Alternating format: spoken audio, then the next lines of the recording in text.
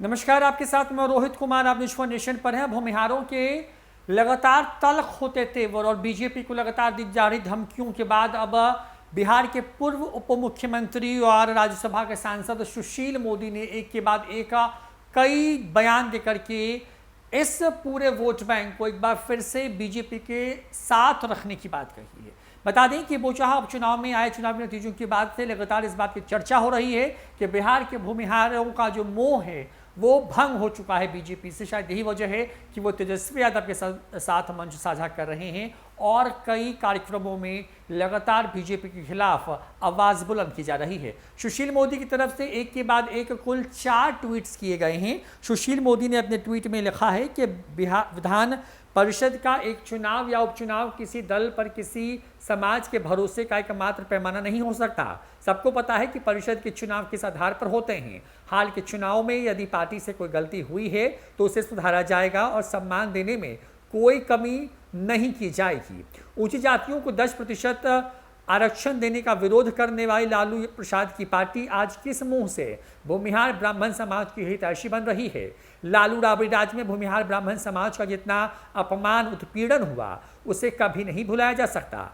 उस दौर में जाति पता कर उनका नरसंहार हुआ और उन्हें पलायन के लिए मजबूर किया गया था। सुशील मोदी आगे लिखते हैं कि भाजपा ने ही भूमिहार समाज को पहली बार केंद्रीय मंत्री का पद दिया। बिहार में भाजपा कोटे से आज 2 कैबिनेट मंत्री और विधानसभा अध्यक्ष इसी समुदाय से हैं। ब्राह्मण भूमिहार समाज को भाजपा ने हमेशा यथोचित सम्मान दिया है। साल 2020 के विधानसभा चुनाव में भूमिहार समाज के 15 और ब्राह्मण समाज के कुल 11 यानी कि कुल 26 लोगों को पार्टी ने टिकट दिए, जबकि राजद ने इन दोनों जातियों का अपमान करते हुए केवल 1 टिकट दिया था। आज ये किस मुंह से सम्मान की बात कर रहे हैं। दरअसल तेजस्वी यादव और आरजेडी पूरी तरीके से अपने आप को A to Z की पार्टी बताने की कोशिश कर रही है, भूमिहारों की हितैषी बनने की कोशिश कर रही है। और इन तमाम खबरों के बीच में अब बड़ी खबर यह है कि लगातार जिस तरीके से भूमिहार ब्राह्मण समाज के जो लोग हैं जिस तरीके से आवाज़ बुलंद कर रहे हैं, बीजेपी को खुली चुनौती दे रहे हैं कि उनको अगर बिहार में स्थापित करने के लिए इस पार्टी ने जी जान लगाया है तो खत्म करने के लिए भी यही पार्टी जो है आखिरी कील ठोकेगी। और इसके बाद ही लगातार चर्चा शुरू हो गई है। सुशील मोदी ने तमाम किए गए कार्यों को गिनवाते हुए कहा है कि बिहार में भूमिहार ब्राह्मण समाज के लिए अगर किसी पार्टी ने कुछ किया है तो वो सिर्फ और सिर्फ बीजेपी है। और जो लोग आज भूमिहार ब्राह्मण समाज की हितैषी बनने की बात कर रहे हैं उन्होंने तो नरसंहार तक करवाया था नाम और जाति पूछ करके।